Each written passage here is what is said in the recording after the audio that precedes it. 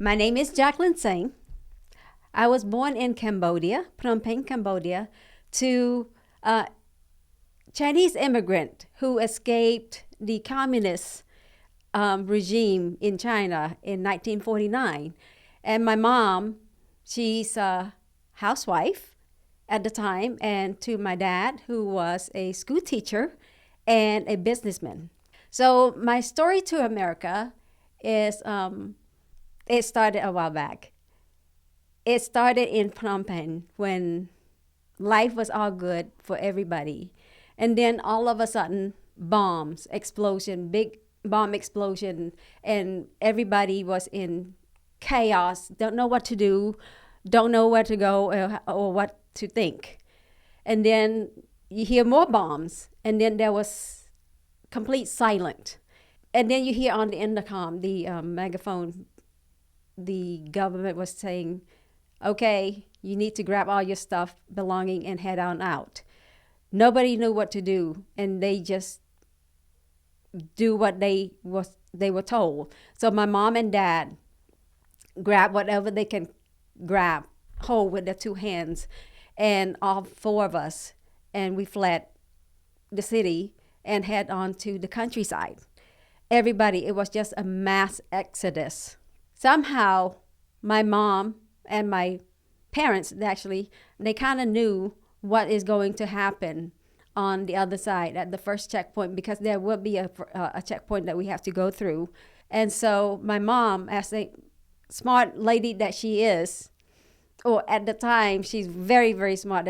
I can't believe that she was quick in her thinking to do what she did at the time to save her kids and all of us, actually.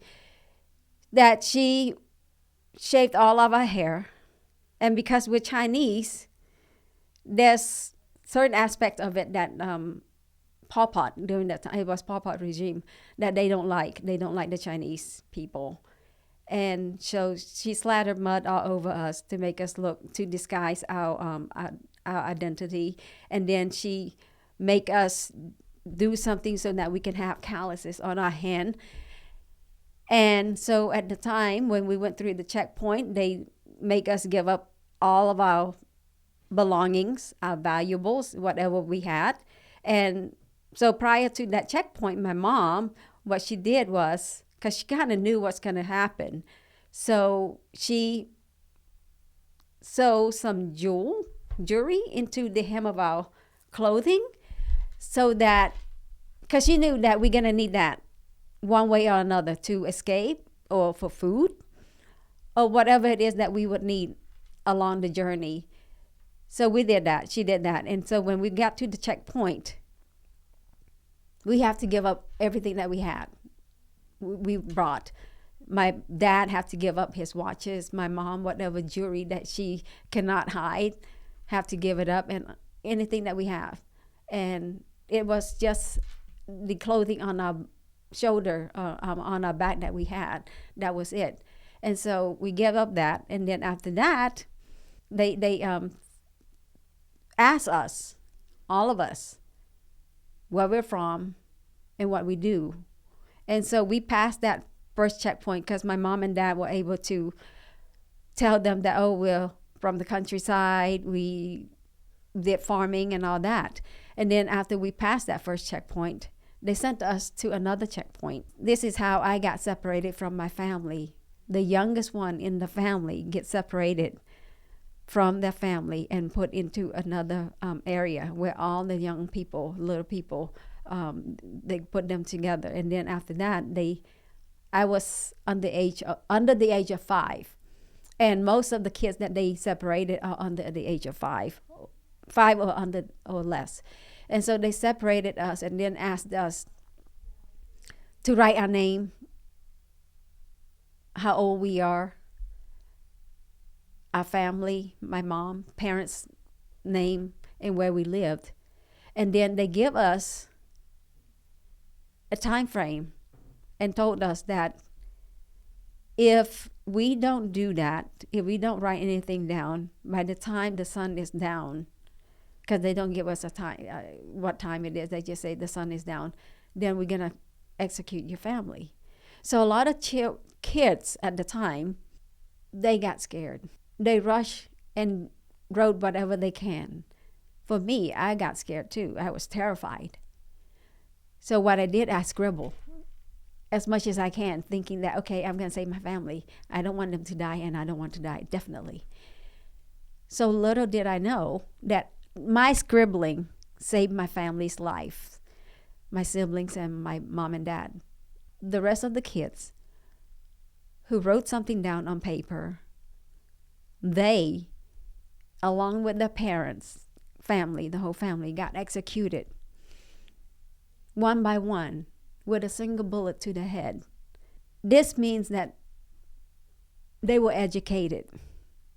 And the communist regime, they don't like anybody that are doctors, lawyers, school teachers, government workers, or business owner and all, white collar worker, anybody who can think on their own 2 feet for themselves.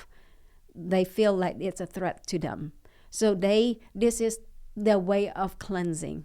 They want to get rid of all those people.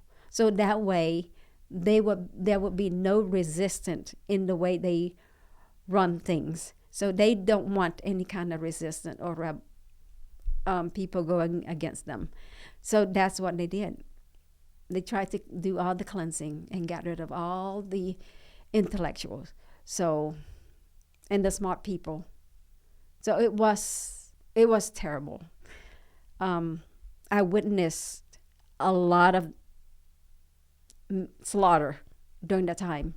So after we got through that, they sent us all to the countryside, deep in the jungle, where we lived in this stilt hut on it, just 4 posts, a flat floor, and a roof with no walls. And if you want any privacy, you're gonna have to come up with ways to do it, to put it up. So my mom and dad, they got some fronds and just put it up and make it like to give us some privacy. So that's where we stay, is on the stilt hut. And then my mom was sent to work in the countryside, harvesting rice, and my dad, the men are separated to go to do more laborious intensive work in the field, plowing land to plant crops.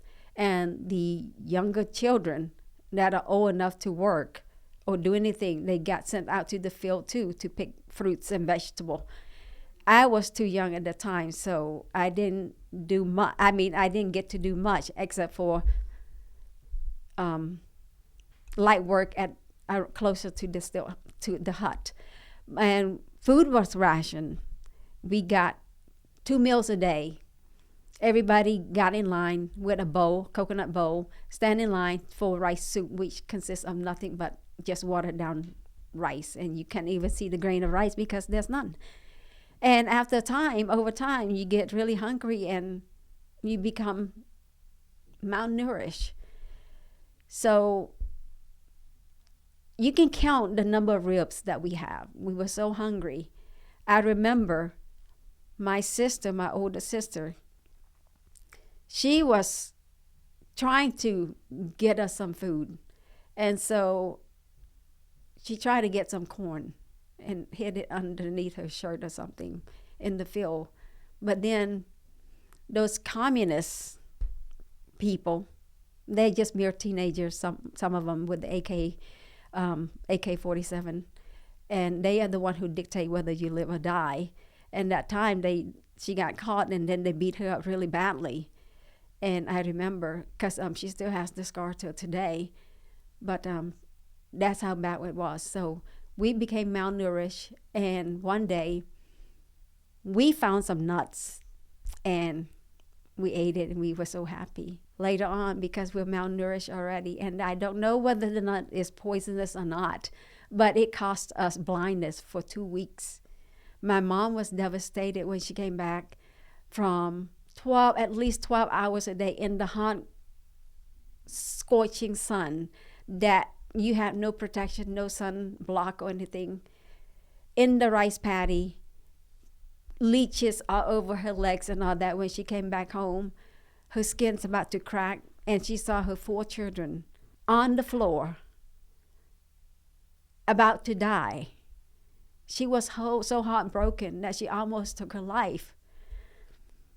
But luckily, she gathered up her courage, and she was able to get the little pieces of jewelry that she had sewn in the hem of our clothing to trade for a little bit of rice, salt, and sugar.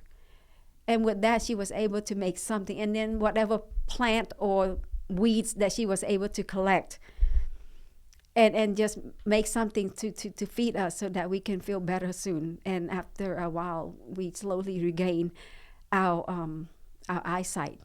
But our starvation, I mean, it was, you can call that starvation. It was so bad that our stomach was balloon. And my stomach looked like it was a big balloon, and we were swollen, the hands and feet.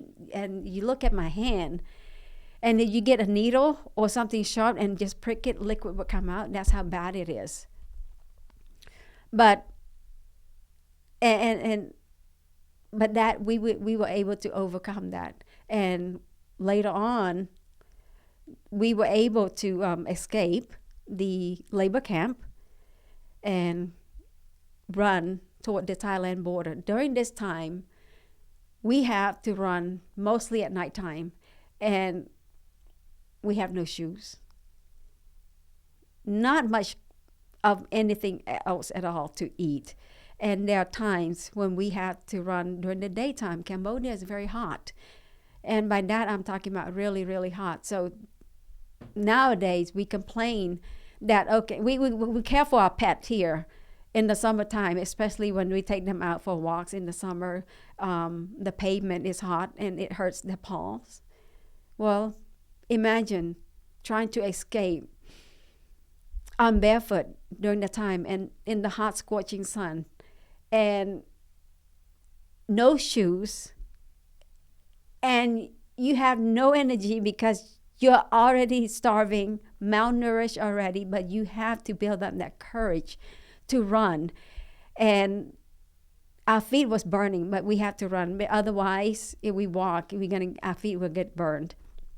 And that was tough. And there are times when we run during the daytime, when we try to travel during the daytime, besides the hot scorching sun burning our feet and burning us up, we also have to lay amongst the dead bodies sometimes, and not next to it, but underneath it, so that we can escape those horrible people, the communist people, because they will make sure that those dead bodies are really dead. And if they come, they might want to stab you or put a bullet in the dead body. So you want to get underneath it. And that is just horrible. And we also have to go through the minefield to cross over to the border. And that was the toughest part, because making sure that your footstep is landing on the footstep of the person in front of you. And if you deviate, you might trigger something. And that's horrible. And during our escape, by the grace of God, we're able to get through. But that is not without feet, because once we get to the border, we have to go through a crossfire, because one side was shooting at us because they don't want us to cross to the other side. And the Thailand border patrol, they do not want us to cross over either. So there's a crossfire going on. So we have to be very strategic in how we cross over without getting shot. But by the grace of God, we're able to get through. But that didn't happen without a price. My mom, after a certain point, she had to make a decision, because at one point we didn't have our father with us. And she was devastated. But at the time, she had to make a decision whether to move forward with the group and all her children, or should she take all her children and go back and try to find him. And so she decided that she got to move forward with the group because it's much safer for her to go with the group with her children, hoping that we could pass, instead of single herself out with all four of us and go back to find him. That was a hard decision for us, but if she didn't make that decision, me and my sibling would not have made it to America. We made it to the Thailand border, stay in the Thailand refugee camp, which is the United Nations refugee camp that we stayed, and we were there for about 18 months. And at the time, of course, we're not fighting for our life. I mean, running for our lives, but life was not easy either over there. But we were able to get an affidavit from my mom's uncle. Actually, there was two. My aunt who moved to Paris right before all this war started, and my mom's uncle, who was a pilot, also moved to California. So there was two affidavits that we had. So my mom filled it out, and she said, whichever came first, that's where we're going. So the U.S. responded first. And so I'm so thankful that that happened, because I wouldn't be here today. Anyway, that affidavit came, and so off to America we come. But we still have another camp that we need to go to, which is in the Philippines. So 18 months in the Thailand refugee camp, and then another 6 months or so in the Philippines, where we go through the refugee processing center. They process us and all that, and then that's when they flew us to the U.S.